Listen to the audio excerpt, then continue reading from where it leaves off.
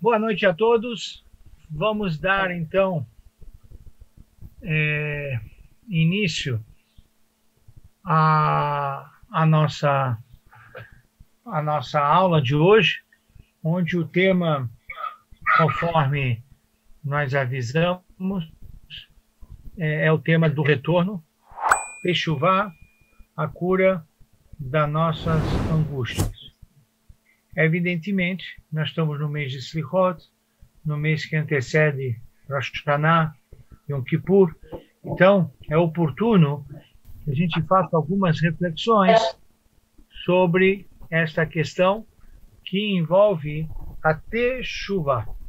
Nós temos aí na imagem que eu coloquei na entrada da aula o shofar, e o shofar, né, tem como objetivo principal despertar o retorno, né? Quando a gente ouve o som do shofar, a gente quer, na verdade, retornar para as origens. A gente quer retornar para o correto. A gente quer retornar para Deus. A gente quer retornar para os valores que foram consagrados na nossa tradição e que muitas das vezes, por conta da rotina, do dia a dia, nós abandonamos esses valores, esquecemos desses valores. O shofar nos faz despertar, né?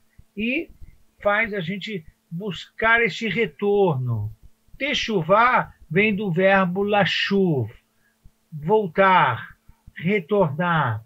Mashal lema davadomé. Ao que se assemelha a teshuvá. Você pega um carro, entra numa estrada, só que pega a estrada errada. Não adianta teimosia e não reconhecer que a estrada está errada. Quanto mais tempo passar na estrada errada, mais trabalho você vai ter de ir para o caminho certo e no destino certo. Então, quando você dá meia volta e retorna, faz o retorno, você está na busca da estrada correta. Chuvá é isso, é retornar. Sai daí que você está indo no caminho equivocado, volte para o caminho correto. De maneira que o shofar, ele faz esse aviso, esse despertar do coração, da mente, etc. Muito bem.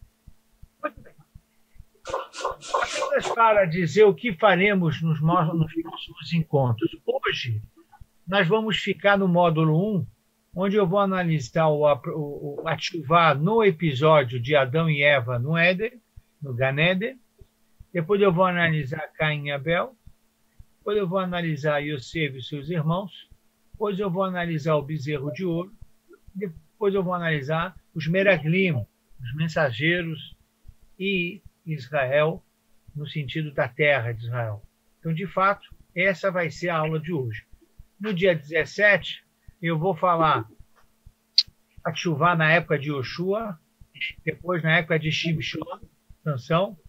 Depois eu vou falar também sobre o Melech David, os demais reis de Israel, o profeta Yoná, que foi consagrado como Haftarah de Minhaj Yom Kippur. E aí terminarei com alguns Tehillim, alguns salmos que são muito bem dados e exemplificados a questão da Teshuvá. No dia 21, nós vamos estudar conceitos da Teshuvá já no Talmud, não no Tanakh. E depois eu vou falar sobre alguns rabinos do Talmud, Yosef Mishitá, Rabi Akiva, Rabi Eliezer e Elisha ben Abuyá. Essa vai ser a terceira aula.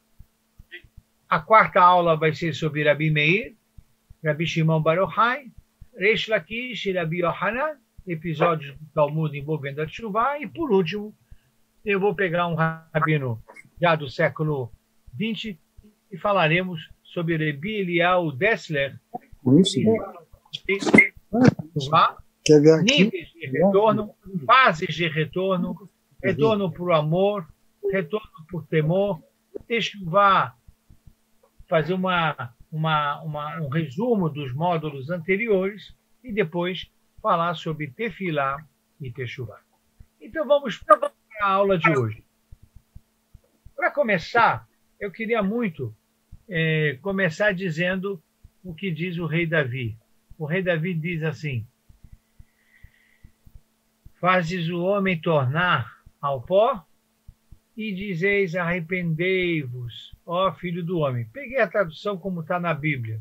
Ou seja, o rei Davi, ele fala arrependei-vos, chuvo lá Hashem, né? Chuvo Bnei Adam, volte para Deus, volte, retorne. Quer dizer, há uma exclamação do nosso rei Davi no Teilim, no capítulo 90, dizendo: chuva, Bnei Adam, volta, você está na estrada errada, está passando o tempo, você não entende. Por que teimosia? Volta, arrependai-vos, volte.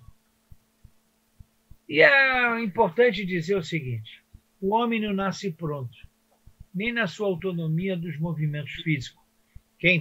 Nós tivemos filhos, temos netos, a gente vê, eles não sabem andar, não sabem ficar de pé. Eles demoram para ter essa autonomia. E ninguém nasce pronto no pensamento, nem tampouco na fala. Ninguém nasce falando, todo mundo nasce chorando. E muito menos no comportamento. Ninguém nasce educado, muito pelo contrário, precisa receber educação. Então é natural do homem conviver com a possibilidade do erro desde pequeno, ou, se quisermos chamar, do pecado. Mas o retorno, ou a teshuvá, nasce junto com o homem. Essa é a verdade, né? Para o rei Davi cantar para a pessoa que lê o Salmo, chuva Bnei Adam, é para dizer o seguinte: você também pode retornar, porque a ferramenta da teshuvá nasce com o homem. Com o passar dos anos, ele vai descobrir com a vida que o seu maior adversário é ele mesmo. O maior adversário da pessoa é ele mesmo, né? E isso é de extrema importância que a gente reflita nesse encontro de hoje. Por quê? Porque a história de Adão e Eva, qual foi? A liberdade do homem e sua autonomia é adquirida na medida em que ele obedece às regras de convivência social. Um homem é livre quando ele tem regras. A gente podia pensar que liberdade é quando não tem ausência de regra. Não. Quando você tem ausência de regra, você vai ter um homem escravo dos seus instintos. Então, imediatamente ele sofrerá tentações se de fato é necessário obedecer essas regras ou não. Portanto, liberdade na Torá é fruto de responsabilidade. Você só é livre se você é responsável em acatar as regras de convivência ou não. E aí o que aconteceu no primeiro episódio de Adão e Eva? E o Eterno tomou o homem e pôs no jardim do Éden para cultivar e guardar esse jardim. Aí Hashem fala assim: olha, de todas as árvores do jardim você pode comer, mas tem uma só que você não pode comer, que é a árvore do conhecimento. Naquela lá, não comerás. Muito bem, a pessoa agora ele tem uma regra a seguir. Ele tem uma regra a seguir, e essa regra que ele vai seguir, qual é? É entrar no jardim, cultivar, guardar o jardim e não comer da árvore do conhecimento. Essas são as regras do jogo. Muito bem. O que acontece com o primeiro episódio da Torá? Olha, surgem as leis universais. Na verdade, de acordo com o Talmud, Adão e Eva recebeu que não pode amaldiçoar, não pode ter idolatria, não pode matar, tem que tomar cuidado com o sexo proibido, não roubar, está proibido comer seres ainda vivos, então tem que abater primeiro. Todas essas leis universais, que depois nós os chamamos, essas leis de Sheva Mitzvot Bnei Noach, essas leis foram dadas junto com Adão. Adão Arishon, no momento em que ele foi colocado no jardim do Éden. Ou seja, você quer liberdade, você tem que saber que a liberdade é fruto da responsabilidade. Existem regras.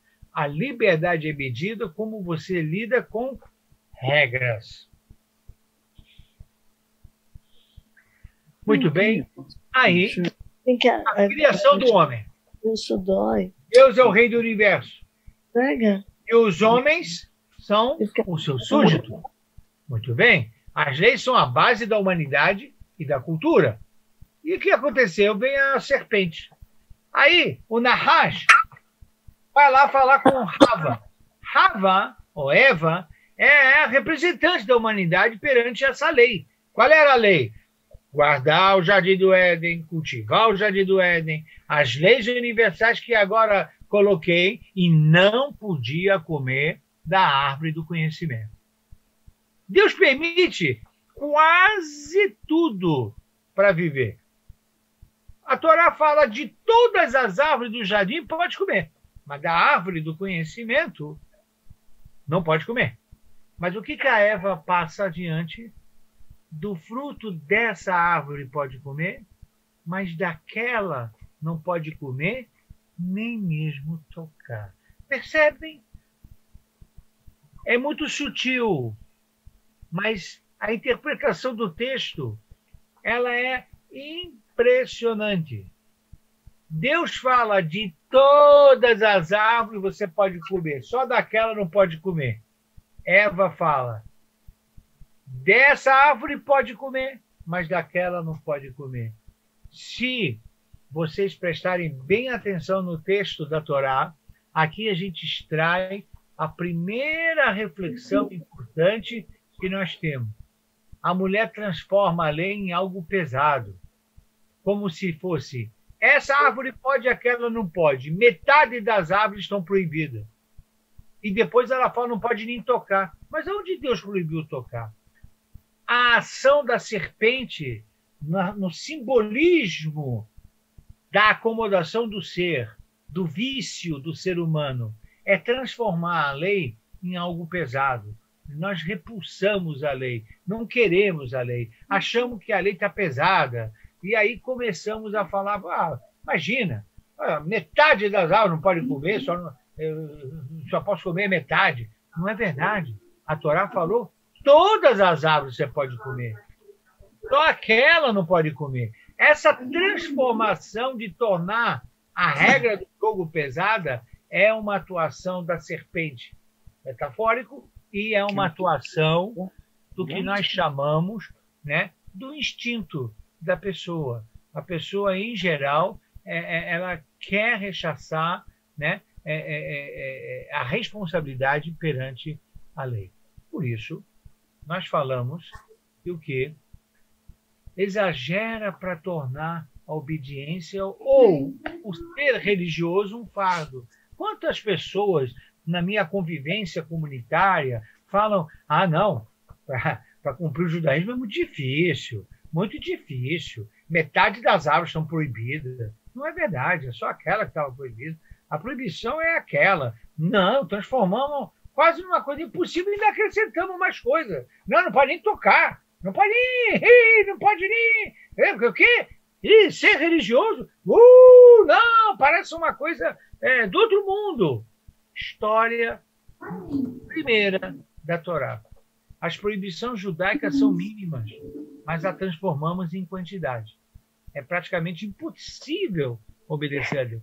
Daqui a pouco, se você deixar as pessoas falando na atuação da serpente, as pessoas falam, a Torá foi dada só para rabino cumprir. Não, isso não é para mim. Rabino, eu não sou rabino. Isso não é para mim. Então, quer dizer, e é para quem? Foi dado para o homem, foi dado para a mulher. As regras, né, as transformamos em algo pesado, um fardo. E isso precisa ser refletido nesse primeiro episódio. A fala da serpente ganha espaço agora. Acaso Deus disse, não comereis dessa árvore? E viu Eva que a árvore era boa de comer e desejável aos olhos. Ou seja, o confronto entre a obediência. E aí que Deus proibiu. E aí? E aí que Deus proibiu. O desejo agora ficou tão forte que a obediência é colocada em xeque. E aí que Deus proibiu. Será que é isso mesmo que ele proibiu? Será que ele está interessado no meu cardápio? Não, fala sério. E aí que eu comer aquela árvore? E aí, você acha que Deus está preocupado se eu como aquilo ou não como aquilo? Vamos dizer assim, essa movimentação emocional e intelectual, ela é fruto do primeiro capítulo da Torá. Acaso Deus proibiu para você comer dessa árvore? Quer dizer, a serpente faz a mulher e o homem pensarem, estamos em dúvida, será que é isso mesmo que Deus quer? Muitas vezes as pessoas perguntam para mim, Rabino, será que Deus está realmente preocupado se eu como caché ou não como caché? Por exemplo. Mas é óbvio que ele está preocupado se você come caché ou não. Ele estava preocupado se ele comia dessa árvore ou não comia dessa árvore. O cardápio, ele está interessado no cardápio, mas é óbvio que ele está interessado no cardápio. Se está isso na Torá, ele está interessado no cardápio. Agora, o que nós fazemos? Colocamos em dúvida. Será que isso realmente Deus está se importando conosco? E imediatamente as pessoas falam, olha, eu acho mais importante ser ético do que comer caché.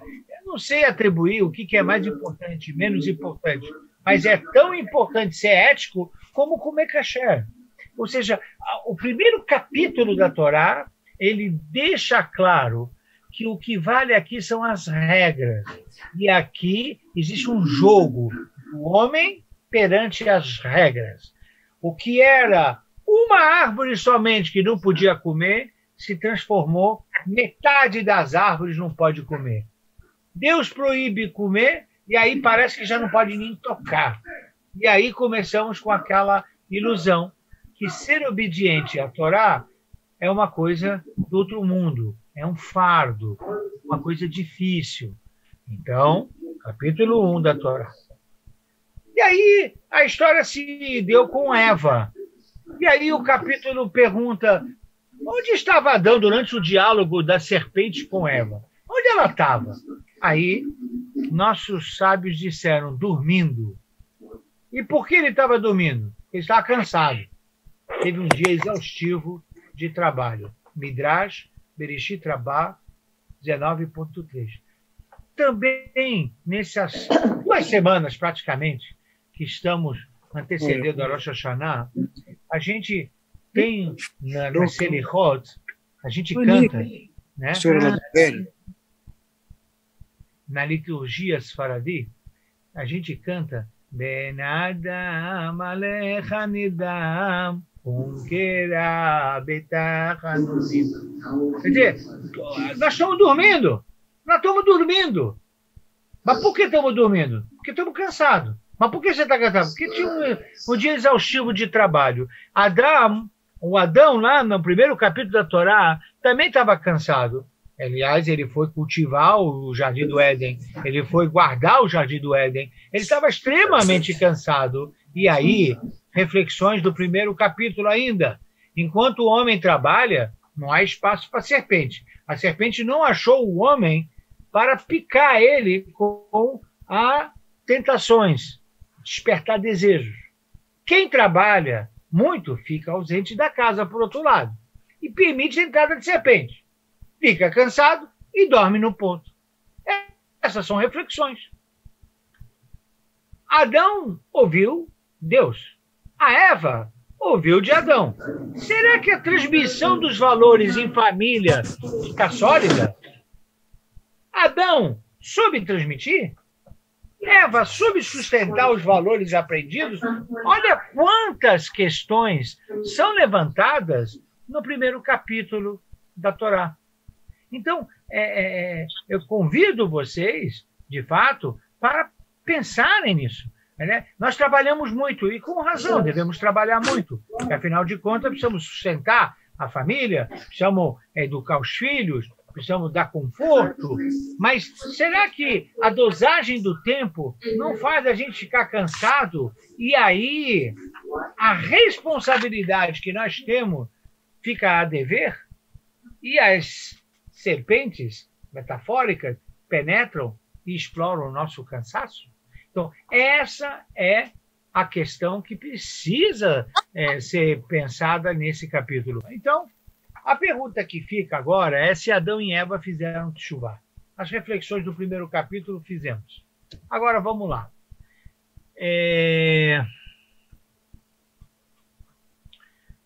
O que precisamos fazer é que quando nós falamos de, vamos dizer assim, pecado, né, ou não cumprimento de uma responsabilidade, quando nós falamos que Adão e Eva estavam no Jardim do Éden e tiveram aquele contexto do cardápio, né, o que pode comer e o que não pode comer, e no final comeram do fruto proibido, qual foi a consequência da infração, né, do pecado? O que a Torá nos relata nesse capítulo? Primeiro, a vergonha. A vergonha é a voz da consciência. Quando a gente faz uma coisa errada, a gente precisa ter vergonha. Quando é que a gente começa a se preocupar? Quando o erro ele é repetido várias vezes, e aí a pessoa já não tem mais vergonha de errar. Né? Por quê? Porque já não tem mais consciência de que aquilo ali é um erro. Ele já, daqui a pouco, como o Talmud, no Tratado de Yomá, diz, uma pessoa que erra uma vez, sente vergonha. 2 vezes, continua com vergonha. Quando ele erra pela 3ª vez, ele já tem menos vergonha. A prosseguir errando, ele não vai ter mais vergonha. A prosseguir errando, daqui a pouco ele defende dizendo que aquilo é uma mitzvah. Olha, isso aqui é uma mitzvah de fazer, viu? Então, a vergonha, quando a pessoa tem vergonha, ainda estamos bem, porque ele tem a voz da consciência funcionando. Depois, é capaz de ele ficar triste, né? Muito triste por causa do pecado. E depois, ele tem uma consciência pesada. O sabor do fruto proibido foi essa, né? A ponto que, diz o Talmud, todo aquele que se envergonha quando peca, todos os seus pecados são perdoados. Né? Quer dizer, é importante a gente se envergonhar quando erramos. É importante. Né? Ele não precisa humilhar a pessoa que erra e fazer ele ter vergonha. Não precisa. Essa é uma vergonha espontânea que vem do íntimo, da consciência da pessoa. Né? Muitos educadores erram aqui porque eles querem, né, corrigir o seu aluno, o seu discípulo, humilhando ele. Mas ao humilhar ele, então essa voz da consciência, ela não vem interna do infrator, ele vem de agentes externos. Isso não funciona na educação. Você vê que aqui, no nosso capítulo, a voz da consciência é que vem dentro do infrator. Ele que tem que perceber, o professor, o educador, o pai, a mãe, eles têm que fazer com que a pessoa entenda o erro. Repete de novo. Repete mais uma vez até ele ter essa consciência pesada. Até ele entender, né, que ele cometeu um erro. Segundo capítulo. Então, se vocês me perguntarem, mas, Rabino, Adão e Eva fizeram teshuvá? Eles fizeram só um primeiro nível, eles tiveram vergonha. Isso é um assunto importante para teshuvá. Quer dizer, eu hoje estou me dirigindo a Yom Kippur, eu tenho que ter vergonha. Ou, como diz no jargão português, vergonha na cara. Né? Por exemplo, quantas vezes já falei que eu ia melhorar um item, né? E lá vou eu perante Deus e ainda não melhorei aquele item. Mas você tem que ter vergonha na cara, né? De novo, de novo. Então, nós temos que ter esse primeiro capítulo, né? É o primeiro degrau, é a vergonha, ter vergonha. Quem não conhece a história, eles ficaram envergonhados, aí tinha que botar roupa, né, para se vestir, etc. Quer dizer, a vergonha tomou conta de Adão e Eva. Aí vamos para o segundo episódio. Caim, lavrador de terra, Abel, pastor de ovelhas. O corban de Caim, o sacrifício de Caim, ele ofereceu primeiro. Né? Então ele foi rápido. Né? Mas nem sempre o primeiro é o melhor, viu? Mas ele ofertou. Abel seguiu o irmão. Ofertou o que havia de melhor. Opa! Não só ele ofertou, ele viu o que tinha de melhor e ofertou a Deus. E ainda ofertou a si próprio, no sentido ele se dedicou, ele se esforçou muito. Caim, provavelmente, pegou lá um produto e ofertou a Deus. Não teve muito esforço. Aqui, ele correu para pegar o melhor e se lançou.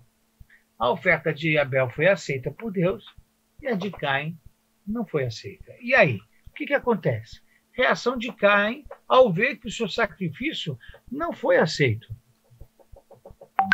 Não busca a razão em seus atos.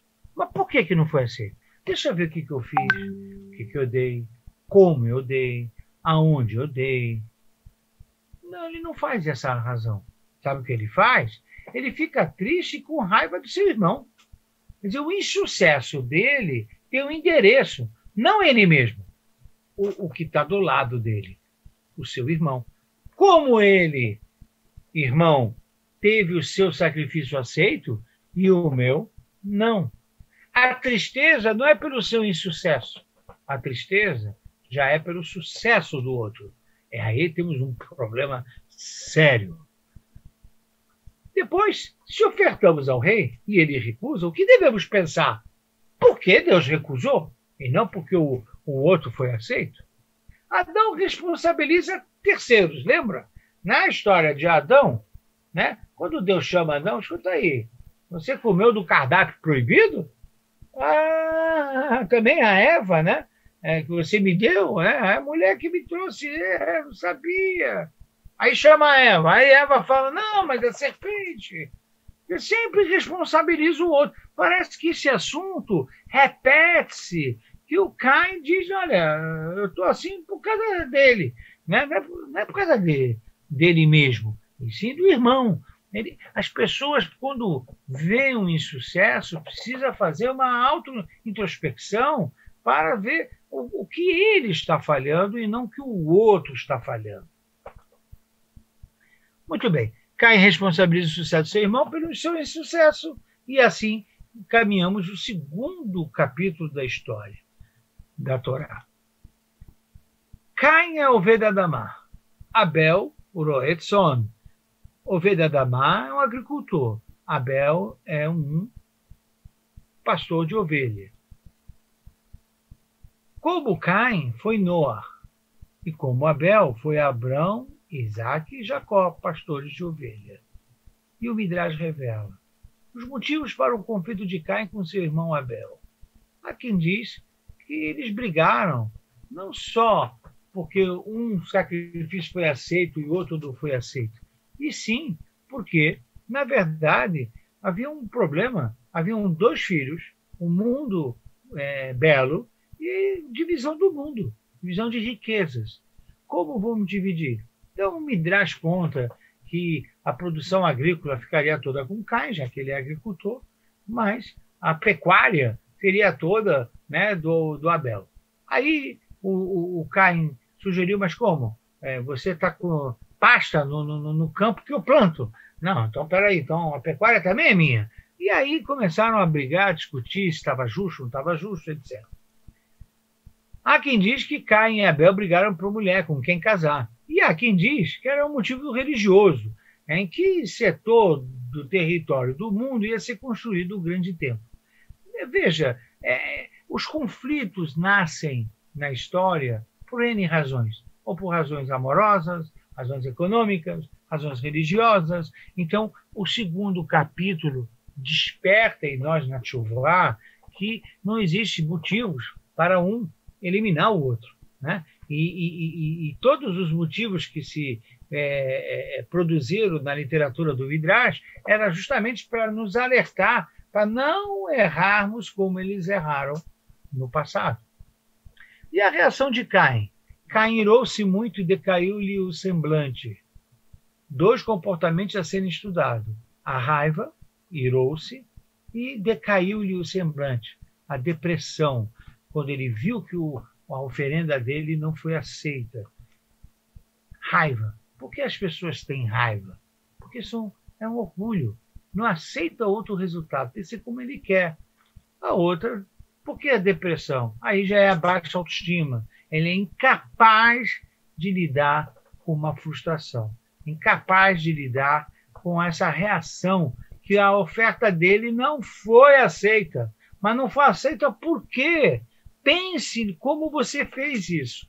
Pense em que você ofereceu, como ofereceu, quando ofereceu, aonde ofereceu. Talvez na próxima oferenda você vai ter sucesso. O Caim foi incapaz de fazer isso. Ficou com raiva, ele não aceitou o resultado, queria que sua oferenda fosse aceita, e depois, já que ele não manda no resultado, então, além da raiva, ficou com depressão, porque não soube lidar com o insucesso. E aonde está a sua tshuva, Caim?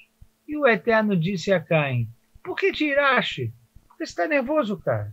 Por que decaiu o teu semblante? Você está deprimido. Se puder suportar isso, muito bem, será perdoado. Se não, não. Ou seja, não podemos ter raiva, não podemos ficar deprimidos. Né?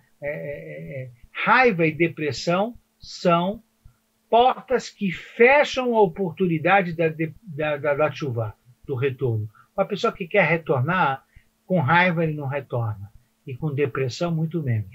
A pessoa tem que estar com autoestima para poder acreditar em si. Ele é capaz de contornar. O ensinamento é claro. O homem pode controlar seus impulsos se assim desejar. Pode avaliar os seus erros e abandoná-los se assim o desejar. O homem possui livre-arbítrio, portanto não há justificativa para a angústia e muito menos para a depressão, e nem para dar espaço à inveja. Então, essa história do Caim é fundamental para esses dias que antecedem Rosh Hashanah. Deus exige do homem: você pode dominar seus impulsos. Não tem essa. É a história de ficar caído, deprimido. Não tem. Você pode, o livre-arbítrio te permite a reverter a situação.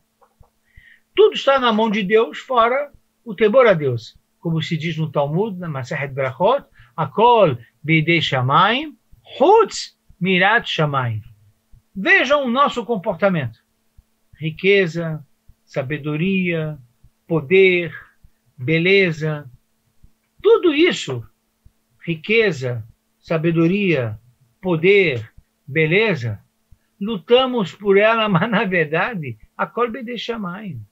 Akol Beidei Shamayim. Em Rosh Hashanah vai se decidir quais são os países que terão uma economia forte e qual que terão problemas na economia.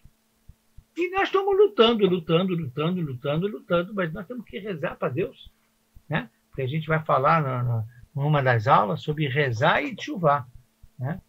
A gente quer ser muito inteligente, Bezat Hashem, que Deus nos abençoe, mas não está na tua mão se você vai ser uma pessoa sábia, se você vai ser uma pessoa rica, se você vai ter muito poder, se você vai ser bonito, se você vai ser bonita, se você vai ser linda. Não está na tua mão. Não tá. Nós nascemos com um código para fazer uma missão. Mas só tem uma coisa que você deve lutar constantemente enquanto viver. É ter temor a Deus. É ser íntegro. É ser correto. Ser justo. As demais características que buscamos, é melhor a gente deixar um pouco na mão de Deus, porque Ele definirá. Se você for íntegro ou não, depende de você.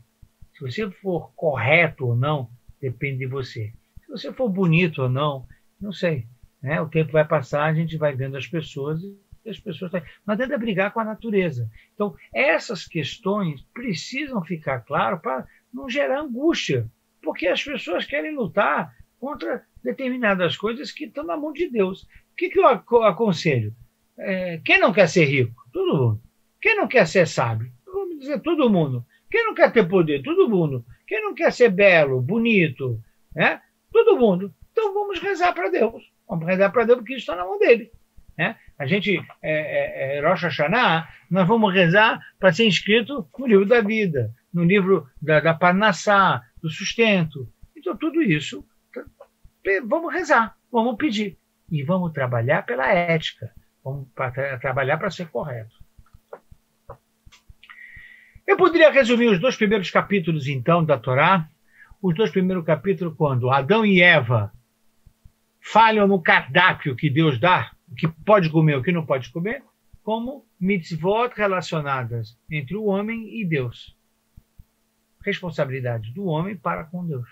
O que comer e o que não comer. E no segundo capítulo, Caim e Abel é responsabilidade social. O que posso fazer ao próximo e o que estou proibido de fazer ao próximo. Né? Então, essas são reflexões importantes para esses dias do mês de Elul. A advertência de Deus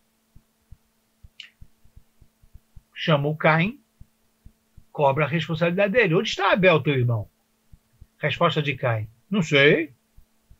Por acaso eu sou guardião do meu irmão? Ele mostra aqui que ele não quer assumir responsabilidade.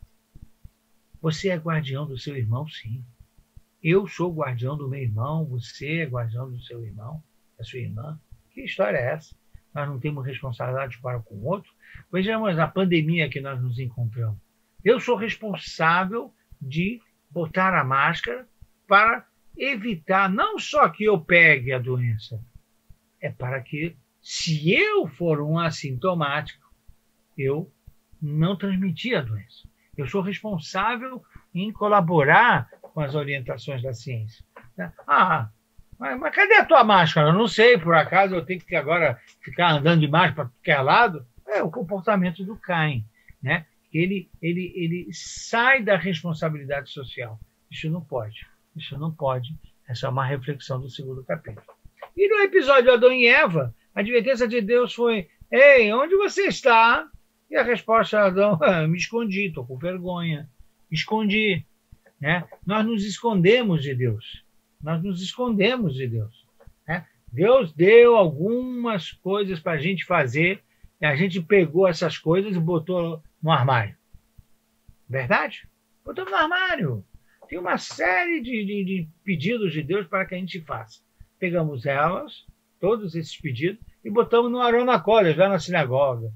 Aí a gente manda beijo, tal, faz reverência, mas os pedidos não é para mandar beijo. Os pedidos é para ser feito. Né? Mandar beijo, a gente manda beijo para os nossos familiares. Né? Para a Torá, a gente precisa estudá-la e fazê-la, praticá-la. Né? Então, eu me escondi. Onde você está? Não, estou escondido. Não é para se esconder, é para você vir aqui e fazer. Então, esses são os 2 capítulos iniciais. As conclusões. Deus se interessa pelo nosso comportamento, que fique claro. Isso é uma marca do judaísmo. Marca do judaísmo. Eu, quando eu estava na academia, na USP, eu fiz questão, né, de tirar um tabu que havia na academia, dizendo que Maimônides é aristotélico. Eu falei: não é verdade. E aí foi um rebuliço. Mas como? Todo mundo diz que Maimônides é aristotélico. Eu vou mostrar por que não. Aristóteles, né, escreve que existe Deus. Mas esse Deus é o Deus que segura as energias do planeta. Maimônides diz: além de segurar as energias do planeta e repor as energias do planeta, Deus se interessa pelo nosso comportamento. Aristóteles dizia: Deus não tem tempo para isso. Isso é coisa pequena. Você acha que Deus está preocupado se você faz maledicência ou não faz maledicência? Deus não tem tempo para isso. O negócio dele é reposição de energia no planeta. E Maimônides dizia: não, isso também, mas Ashgaha pratit, Ashgaha klalit. Deus se interessa pelo nosso comportamento. E os 2 primeiros capítulos é notório que Deus se interessa pelo nosso comportamento. O que você come e o que você não podia comer, e o que você podia fazer para com o próximo e o que você não podia fazer para com o próximo. Adão e Eva falharam, são expulsos do Éden. E Caim é expulso de toda a terra. Fala de Caim, abre uma esperança. Quando Caim reconhece o erro, ele fala: é grande o meu delito que não possa suportar? Será que não tem jeito para eu reparar meu erro? Quer dizer, eu reconheço que eu errei, mas posso corrigir isso? Então, o segundo capítulo, avançamos mais um pouquinho. 1, ficamos com vergonha. 2, reconhecemos o erro e perguntamos: posso resolver isso? Adão se envergonhou, mas não fez chuvá. Deu o primeiro passo. Caim reconheceu o erro, confessou. Outro passo importante, mas ainda não fez chuvá. Recordar. Quem lembra do curso passado e quem pôde fazer, lembra que o curso de cronologia tinha lá a necessidade de aparecer, enfim, Abraham, da família de Jacó e depois do povo de Israel, como povo escolhido. E depois, agora a gente vai entrar no pecado de Israel, nos irmãos de José, os bezerros de ouro e os espiões de Israel. O que eu quero dizer? A tchuvá, que nasce com o homem, não foi desenvolvida por esse homem até aparecer Abraham. Abraham e sua família traz a tchuvá ao mundo. Adão e Eva deu os primeiros passos. Ter vergonha pelo erro. Caim confessa o erro. Já é um passo. Reconhece que errou. Mas tchuvá não basta reconhecer que eu estou na estrada errada e eu continuar com o meu carro na estrada errada. Eu preciso fazer o retorno. Fazer o retorno não foi visto em Adão e Eva e também não foi visto em Caim e Abel. E alguém vai me perguntar: mas Rosh Hashanah fala da maçã com mel. Eu quero dizer o seguinte: isso aqui é maçã com mel. Por quê? Porque 5.781 anos entraremos da criação do homem, como a gente viu no curso da cronologia do nosso povo. Adão é aniversário do Adão, aniversário da humanidade, né? O ano novo da humanidade. E a humanidade precisa se envergonhar pelos erros. A humanidade precisa reconhecer erros, confessar que errou. Mas não basta só isso. Tem mais um capítulo. E aí nós vamos na família de Abraão, Yosef e os seus irmãos. Eles lembram um pouco a trama de Caim e Abel. A inveja volta de novo ao papo.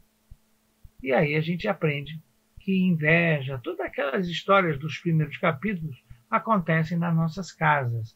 Na casa de Yosef e seus irmãos, que era na casa de Jacó, na casa de Israel.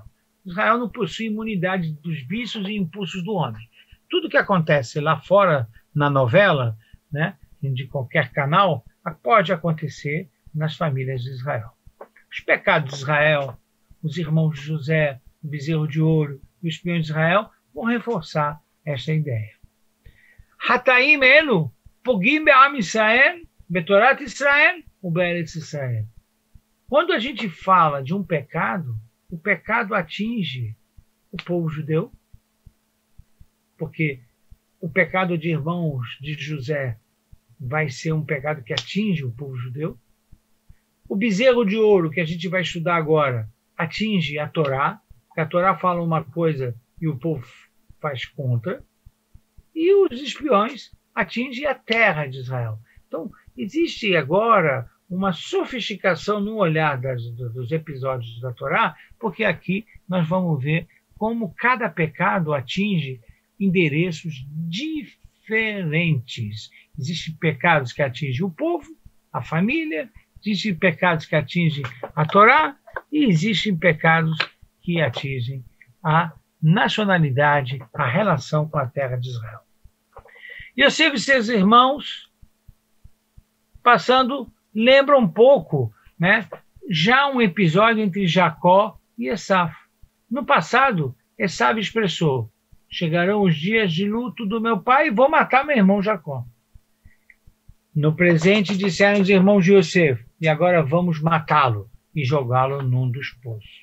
Então, aqui existe uma trama, né? Assim como Esaú e Jacó, irmãos contra Yosef, por inveja, por uma túnica, porque Yosef está recebendo esse ódio dos irmãos por causa dos seus sonhos.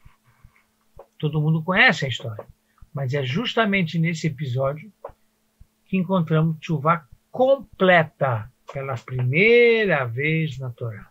Então, José, Yosef e os irmãos é o capítulo da Torá que, enfim, nós vemos uma tchuvá completa. E por quê? Porque o Maimônides ele colocou quais são as 3 fases da tchuvá. Primeiro é reconhecer o erro, ou assumir responsabilidade. Depois você tem que confessar, depois tomar a decisão de não repetir mais o mesmo erro. Né? E foi o que acontece. Né?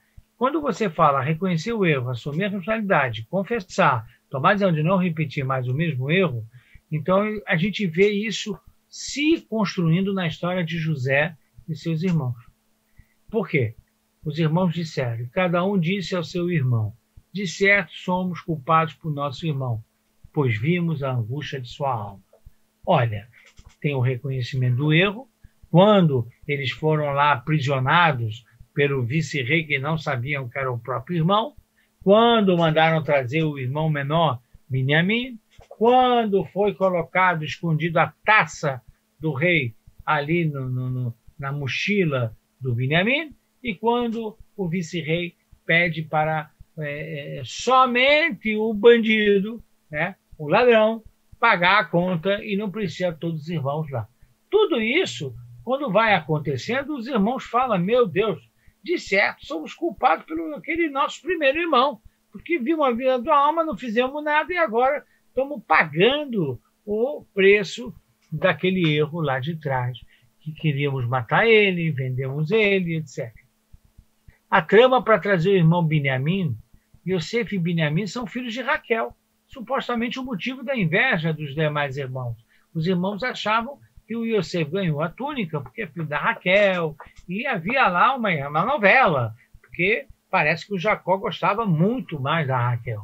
E aí, os filhos de Leia, por exemplo, ficaram enciumados e tramaram, junto com os outros, o que iam fazer com Yosef. A taça imperial estava nos pertences de Beniamim. Agora é o momento de verificar se a tchuvá está completa. Qual será o comportamento dos irmãos diante da decisão do reino egípcio com Beniamim? Quer dizer, vão abandonar o Beniamim que nem abandonaram o Yosef? Vão continuar fazendo discriminação entre os filhos da Raquel e os demais? Continuam o ciúme para os filhos da Raquel? Quer dizer, a trama coloca eles numa situação para saber se eles reconhecem um erro, confessaram o erro e não vão repetir mais o mesmo erro que fizeram no passado com Yosef. Então, diz o Maimônides, quando a tchuvá é completa, quando a pessoa se encontra novamente na mesma situação de um determinado pecado e não o faz pela tchuvá. Não por cansaço e não por medo de outro fator. E o faz pela tchuvá, desculpem, tá? Esse não está inapropriado aí, depois eu vou corrigir. Então, quer dizer, ele faz pela tchuvá, né? A pessoa se encontra na mesma situação e não faz por causa da tchuvá, tá? Não pelo cansaço, eu não vou fazer esse pecado porque eu estou cansado, não, eu tenho medo vão me pegar aqui. Não, eu não faço esse pecado porque está proibido. Né? Está proibido, está errado. A regra não me permite. Eu sou um homem livre. Eu lido com a responsabilidade do cumprimento da lei. O pecado de Yosef e seus irmãos lembra o episódio de Caim e Abel, verdade. O episódio do bezerro de ouro, que vai ser o próximo capítulo, vai lembrar agora o pecado de Adão e Eva. Por quê? Porque o pecado do bezerro de ouro já é diferente. Eu estou feliz, porque lá no pecado de Yosef, dos seus irmãos, nós tivemos sucesso, tivemos tchuvá completa, voltaram atrás, se arrependeram e viveram felizes para sempre. Houve reintegração da família, isso é tchuvá, o retorno dos irmãos, o retorno do irmão que estava sumido, tudo voltou à paz. Isso que o retorno faz, te traz shalom. Quando você faz tchuvá, te traz shalom interno. Mas vamos agora para o episódio do bezerro de ouro. Lá no capítulo 1, Adão e Eva, eles furaram no cardápio que Deus deu. Aqui, Deus deu também uma lei. E deu a Moshe 2 tábuas de testemunho. E o povo viu que Moshe demorava em descer do monte e se juntou o povo a Arão e disseram, olha, faz uns deuses que andem diante de nós. Aí fez um bezerro fundido e o povo sentou-se para comer, beber, levantou-se para celebrar o novo Deus de Israel. Está aí, o desenho. Mas não é possível que esse vai ser o novo Deus de Israel? Pois é. E aí, em hebraico, está aí. Anochi Hashem Elokecha Hashem Otzeticha. Eu sou o Deus que te tirou do Egito. E aí eles falaram, esse agora é o Deus de vocês que te tirou do Egito. Que o bezerro te tirou do Egito? Pois é, foi o que está escrito no texto. E a Torá deu nos 10 mandamentos. Lo ta'aseh lecha peseh vechol temunah. Lo tishtachaveh la'em velo ta'udem. Não pode fazer escultura, não pode rezar para essa escultura. E eles fizeram Asu laem egel masechah. Não podia fazer, fizeram um bezerro de ouro.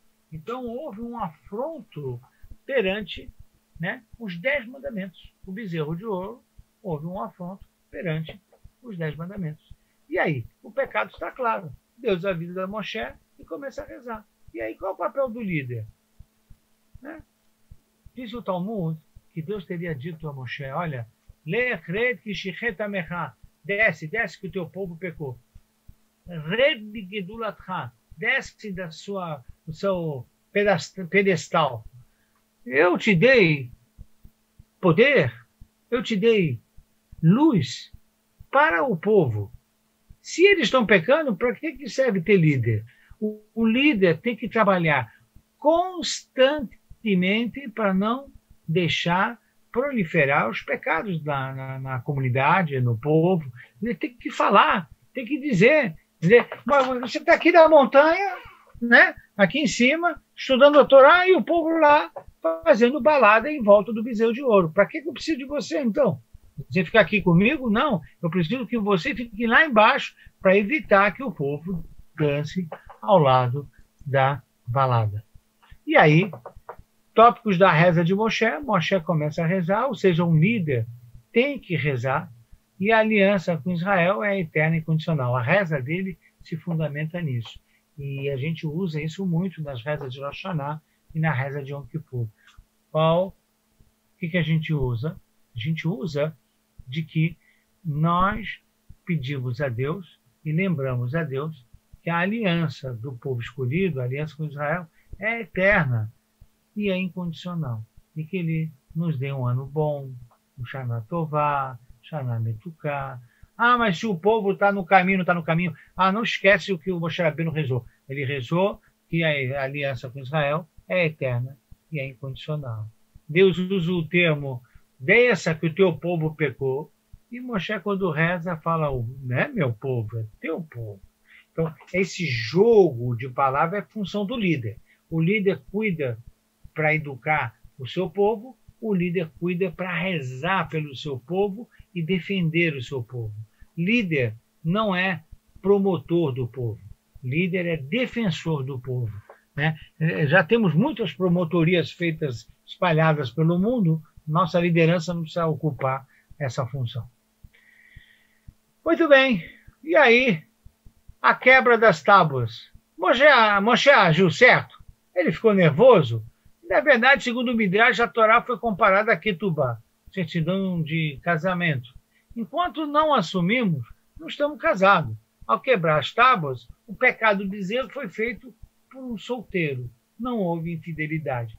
Tamanha advocacia que o Moshe Rabbeinu faz, o símbolo da quebra da Torá não é de ficar nervoso, é falar, olha, não teve casamento aqui, não vou entregar Ketubá para eles, ponto final. Aí vão falar, olha aí o que o povo fez, o que ele fez. Está na Torá, cadê a Torá? Não, está quebrada. Não. Eles são solteiros ainda não casou, vamos fazer a cerimônia de novo, calma.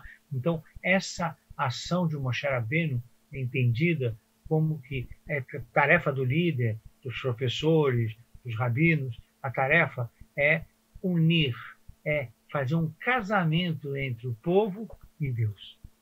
Moshe volta a subir no Monte Sinai, volta a rezar. Quando ele reza, no mês que nós nos encontramos, no mês de Elul, mês da Teshuvá. E aí ele desenvolve a consciência coletiva e a consciência individual.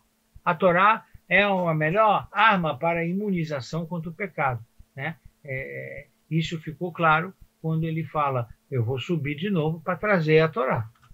e depois de entrega das 2 tábuas, depois de novos 40 dias. Quando é que a Torá, enfim, fica na mão do povo judeu? Em Yom Kippur. Então, o dia de Yom Kippur é um dia super alegre, porque, enfim, recebemos a Torá. Enfim, casamos com Deus. Enfim, temos a Ketubá assinada. Quando foi isso? No dia de Yom Kippur. E aí, quando descemos, o Moshe Rabbeinu desce e entrega a Torá pela segunda vez, e agora de forma permanente, que é Yom Kippur, no dia seguinte se constrói o Mishkan. E o tabernáculo, que é o santuário móvel, ao ser construído, na verdade se desenvolveu 2 tipos de oferenda. Oferenda individual, oferenda coletiva. Existe consciência individual, existe consciência coletiva. Existe momentos que toda a coletividade está junto na reflexão, e existem momentos da individualidade da pessoa.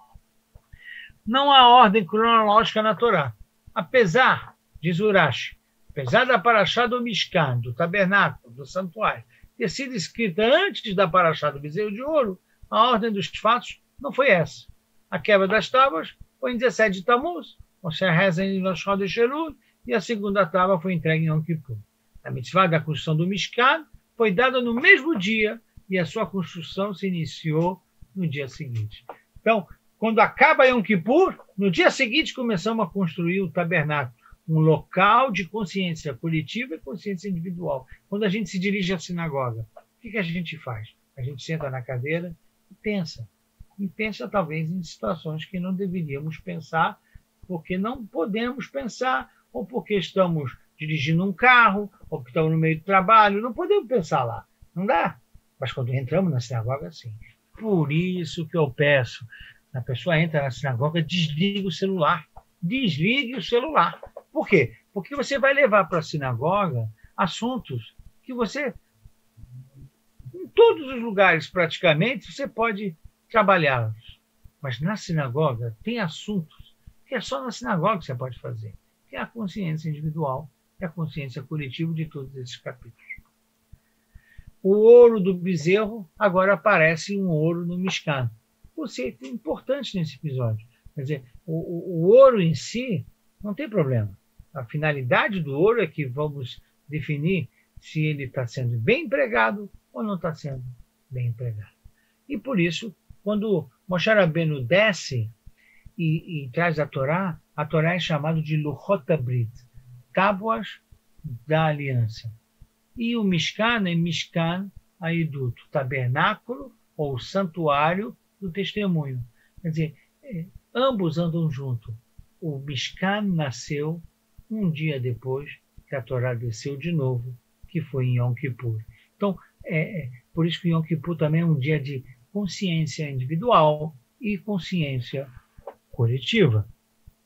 E vamos terminar com o último episódio de hoje, que é o pecado dos mensageiros. Enquanto o pecado do bezerro de ouro atingiu os conceitos de fé judaica para com Deus, esse episódio, dos 10 mensageiros, ele vai atingir outro fundamento. A terra prometida foi atingida pelas palavras dos Meraglim, que expressaram sentimentos e pensamentos de desprezo por elas. Moshe, como líder, volta a rezar. Deus perdoa, como fez no episódio anterior. Mas aí tem um ensinamento muito importante, viu? Ele é diferente um do outro. A aliança da terra prometida, é condicional. A gente tem que fazer por merecer ter a terra de Israel. Caso contrário, nós vamos perder a terra de Israel. Nós vamos perder territórios da terra de Israel. Nós vamos ter sofrimentos na terra de Israel. Mas se a gente quer ter a terra de Israel, ser merecedora de ter lá, ter paz, ter harmonia com os vizinhos, nós temos que fazer por onde merecer. Então, a aliança da terra é condicional. Aquela geração que pecou e toda aquela geração que foi atrás, qual foi o pecado deles? Ir atrás dos 10 mensageiros. Porque os 2 mensageiros, Yoshua e Caleb, saíram dessa prática da maledicência contra a terra. E aquela geração não vai entrar. Mas seus filhos sim entraram na terra de Israel. E assim ficará ao longo da história. Que geração será merecedora, que geração não será merecedora? Que família merecerá ir para Israel, que família não merecerá ir para Israel? A geração que testemunhou milagres não entrará, afinal, foi o que eles pediram, choraram no deserto, não entraram.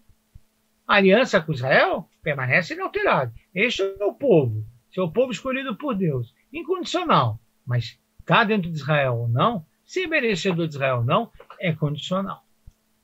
A geração de crianças, ou aqueles que nasceram no deserto e não conheceram tão pouco a escravidão, serão responsáveis pela construção de Eretz Israel.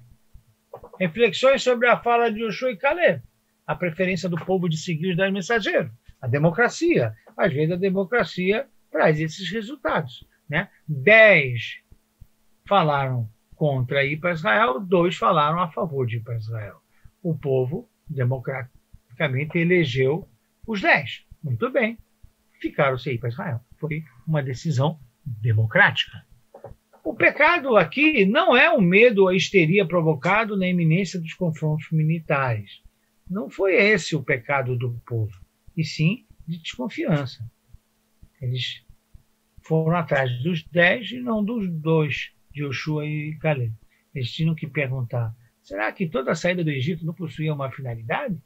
Será que viemos aqui no deserto para ficar no deserto? O que eles propuseram, os 10? Então, não vamos entrar em Israel e vamos para onde?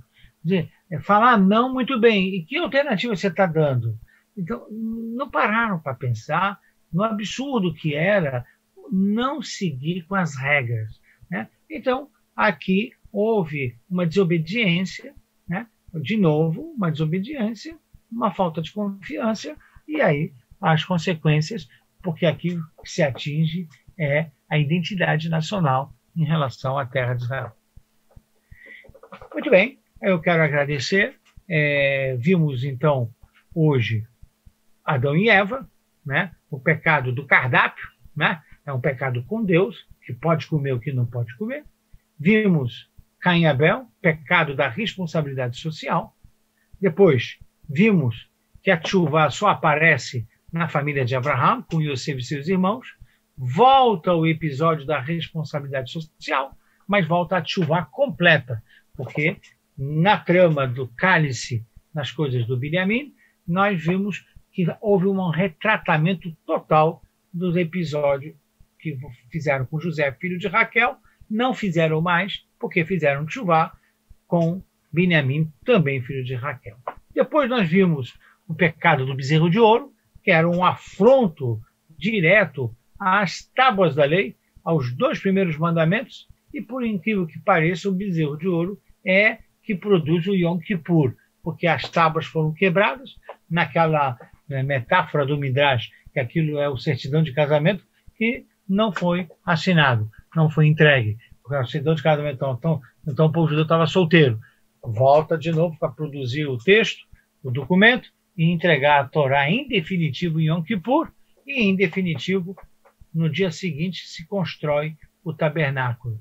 Começamos a construir o tabernáculo, ou seja, consciência individual e coletiva é o que se espera quando se vai à sinagoga, e rogamos para que não venhamos da sinagoga com o celular ligado, para que possamos ficar lá produzindo pensamentos que não é possível pensá-los no dia de trabalho, ou na rua, ou em outros lugares que frequentamos. E, por último, o pecado nacional, né, de não ir à terra de Israel, de não nos enxergarmos como povo, e isso fez a choradeira. A democracia, 12 mensageiros, 10 votam contra ir para Israel, o povo elege os 10, e a democracia fez o quê? Que aquela geração não merecesse ir para Israel, e aqui teve que começar tudo de novo. Próxima aula. Próxima aula é ver a geração que está dentro de Israel. O que aconteceu com o retorno na época de Yoshua, na época de Shimshon, na época do rei Davi, dos demais reis de Israel, o profeta Jonas, que a gente lê em Yom Kippur, e alguns capítulos de Telim que eu quero passar para você. No dia 17 do 9, às 21h30, é uma quinta-noite, a gente vai fazer esse horário que a gente quer fazer com cerimônia de Atarat Nedarim, que costumamos fazer na sinagoga ao vivo, esse ano, possivelmente, né? Se o Mashiach não chegar, teremos que fazer via Zoom e provavelmente um grupo de mais jovens vai estar na sinagoga, nós vamos fazer o Zoom da sinagoga e vamos tentar dar essa aula na sinagoga. Essa é uma ideia que nós estamos construindo, e daí a diferença do horário ser 21h30. Mas antes do dia 17, eu quero convidar todo mundo, né, que nós vamos oferecer isso, né, convidar o professor Luiz Felipe Pondé para falar sobre os desafios da educação após a pandemia. O Pondé é um grande amigo, é um pensador, é um escritor, ele é uma pessoa de grande valia na sociedade brasileira, formador de opinião. Então, ele vai falar sobre isso para todos nós. A gente já está avisando, save the date, guardem, próxima segunda-feira, 20h30, 20h30, ok? Então, muito obrigado pela atenção de todos. Eu fico à disposição, caso vocês queiram fazer aí algum comentário, alguma pergunta, né? Por favor, é só habilitar o microfone de vocês. Rabino, eu tenho duas perguntas, por favor. Por favor. Primeira coisa, naquele slide que você estava falando a respeito de Caim e Abel, você botou um item chamado mulheres. Eu não sei se a minha informação é correta, é que Caim teve 2 mulheres e Abel uma só. Isso também foi motivo de inveja. Eu não sei se Abel era trigêmeo e Abel só gêmeo, e um ficou com 2, outro com uma só. Tá certo essa colocação ou não? Tá certa a sua colocação, Elvio, isso está no Midrash. Abel trouxe consigo uma irmã gêmea, que essa casaria, né, com Caim. Sim. E Caim trouxe 2 irmãs gêmeas, que casaria com Abel. Sim. Então, segundo o Midrash, Abel acabou levando 2 e Caim só uma. Ele falou, peraí, não está justo. Então, na ilustração do Midrash, a briga amorosa se deve a isso aí, o que você acaba de citar. Está correta essa informação. A segunda pergunta é a seguinte: segundo a sua explanação da cronologia, o Am Israel sai do Egito 15 de Sinai, que era Pesach. 7 semanas depois, que entrega a fala dos 10 mandamentos, que é 6 de Nissan. Aí 6 de Sivan, né? Aí Moshe sobe, 17 de Tammuz, quebra as tábuas ali por causa do bezerro, sobe de novo e traz outra descida, traz as tábuas, e agora é escrita por ele, não por Hashem. Sim. A colocação é a seguinte: em que parte cronológica que tem a abertura do Mar Vermelho nisso aí? O Mar Vermelho antecede. Quando a gente sai do Egito, é 15 de Nissan. Sim. Mais 7 dias. 7 dias depois do 15, ou seja, no dia 22 de Nissan, houve a abertura do Mar Vermelho. E aí, entendi. do 15 de Nissan, 7 semanas, né, você vai chegar no 6 de Sivan, que é Shavuot. E aí, segue como você falou. Então, eu não me a lembrava da abertura história do dos Mar 7 Vermelho- dias. Isso, é 7 dias depois do 15 de Nissan, saída dos judeus do Egito. E por que Arão acabou fazendo, desculpe o palavrão, corpo mole, de deixar os caras fazer o bezerro de ouro sendo Cohen? Pô, isso é... E ainda sendo grande sacerdote, isso é localmente uma injúria, uma infâmia. É o Arão, né? Quem sou eu? O Arão nem precisa da minha advocacia, né? Mas ele fez isso. Se a gente olhar bem o texto, ele fez isso como uma estratégia de ganhar tempo, né? Sim. Então, por exemplo, se eu chegar na sinagoga lotada e falar, pessoal, olha, todo mundo agora vai fazer aqui uma doação para a sinagoga, todo mundo doar R$1.000. A sinagoga está cheia, é possível que da sinagoga cheia, vai lá, 20%, 25% vão me atender. Então, 75% não vai me atender. O que o Aaron fez? Traga um ouro, traga isso. Ele pensou, só 25% vai me atender e 75% não, peraí, pode ser pó de arroz, pode ser prego, pode ser isso. E aí Aaron não esperava com uma situação psicológica. Para fazer erro, tudo fica fácil. Para fazer mitzvah, tudo fica difícil. Então, ele foi surpreendido com a velocidade da entrega. É uma coisa fantástica. Se eu pedir para fazer uma mitzvah, não tem dinheiro. Mas para fazer um carnaval, vai ter dinheiro, meu amigo. Vai ter dinheiro direto. Doação para a Embratur fazer carnaval na Sapucaí. Marquês de Sapucaí. Vai ter dinheiro sobrando lá. Vamos fazer uma yeshivá na Rua Cravinho. Não, peraí, Rabino, fala sério. Não, que yeshivá, você está louco. O dinheiro não aparece. Então o Aaron testou na psicologia. Falou, olha, me traz ouro aqui para fazer aí o substituto, ou vamos fazer um altar. O ouro apareceu rapidinho. Então, Aaron teve a sua falha, mas ele apostou, né, na psicologia. E ele aprendeu e ficou eternizado para mim, para todos que estudam, que não brinquemos com erro. O dinheiro aparece rapidinho para fazer erro. Agora, para fazer acerto, é difícil. É difícil. Tá bom. Geograficamente, o Monte Sinai ficava aonde? Não sei. Para falar a verdade, não sei. Não é na Arábia Saudita, lá embaixo, atravessando o Mar dos Juncos? Não. Isso aí é matéria para os acadêmicos ficarem fazendo suas teses, entendeu? Sim. E ficarem discutindo lá na academia. Não.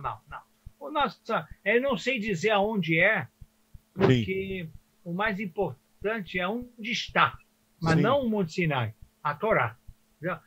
O local da entrega não é importante. O local onde está a Torá é que é importante. Entendi. Obrigado. Eu quero agradecer a todos que escrevem no chat sobre a aula. Tem mais alguma observação, alguma pergunta, alguma consideração? Alguém falou? Rabino. Sim, quem é? Fábio. Oh, Fábio! Prazer em vê-lo e ouvi-lo. Tudo bom, Rabino. Rabino, até chuva, quando o senhor falou entre Esav e Yaakov, ela se dá quando? No momento do abraço entre eles? Olha, muito boa pergunta. Nós falamos que a chuva completa ela é alcançada em Yosef e os irmãos e não entre Jacó e Esaú. Porque a gente podia fazer a mesma pergunta entre Ismael e Isaac. Ismael e Isaac, possivelmente, fizeram um gesto de retorno quando enterraram juntos o pai Abraão. Ou seja, há uma expectativa que o judeu e o mundo islâmico, de onde deriva, né, são descendentes de Ismael, nós vamos um dia viver uma harmonia relativa porque descendemos de Abraão. Jacó e Esaú têm um abraço que você cita, que na literatura rabínica ele é pauta de discussão. Tanto é que serviu de metáfora. Abraço, eu te dei um forte abraço. Aí eu falo só, espero que o abraço não é de Esaú. Porque muitos dizem que aquele abraço ele queria morder o Jacó. Entendeu? Esganar ele. Né? Nós não sabemos ao certo, porque está escrito lá que choraram. Chorou por quê? Então, a literatura sugere que chorou porque ele mordeu ele, né? Foi mordido. Então, Jacó e Esaú não é símbolo de retorno, no mínimo não é um retorno completo. O retorno completo, de fato, é José e os seus irmãos.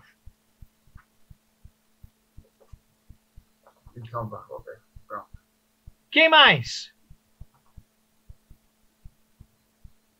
Eu estou vendo bastante pessoas que eu já não vejo muito tempo, mas então eu quero, se não vai ter mais nenhuma observação, então eu queria lembrar, próxima segunda-feira, nós teremos aqui o nosso amigo professor Pondé, né? E na outra quinta-feira, né, no dia 17, nós vamos fazer a Taranedarim. Provavelmente nós vamos fazer um Zoom da sinagoga, né? Nós vamos fazer uma cerimônia lá. Mais uma observação? Sim. Por favor. Boa noite, Rabino. Olá, Rosana, como vai? Vocês estão bem? Baruch Hashem. Ótimo, prazer em ouvi-los e vê-los. Sim. Posso ter perdido alguma coisa, eu estou em dúvida aqui, mas a Techuvá só se dá no círculo familiar? Porque eu estou vendo Jacó e os irmãos, Adão e Eva, Caim e Abel. Muito boa pergunta, muito bem colocado. Na Torá, a gente vai ver, depois nos próximos episódios, a Techuvá, ela é um gesto individual. Porém, quando você tem família, é muito mais fácil, porque a família dá força para o retorno, né? É muito difícil retornar com uma família desmembrada, com família que pensa diferente, com família que um olha para um lado, o outro olha para o outro. A Techuvá fica... É como se enxugar gelo. Quando você tem uma harmonia familiar, o retorno é mais rápido. Então, você faz a observação correta. Embora também deixamos claro que a Techuvá é uma consciência coletiva e uma consciência individual. Então, existe a Techuvá do indivíduo, que é mais fácil com uma família ajudando, e existe uma Techuvá coletiva. Pode ter uma Techuvá comunitária, a Techuvá nacional, o retorno de um povo. Então, existe coletividade e individualidade, mas a família é fundamental para a Techuvá do indivíduo ser eficaz. Obrigada. Obrigada pela aula. Eu que agradeço. Obrigado a vocês.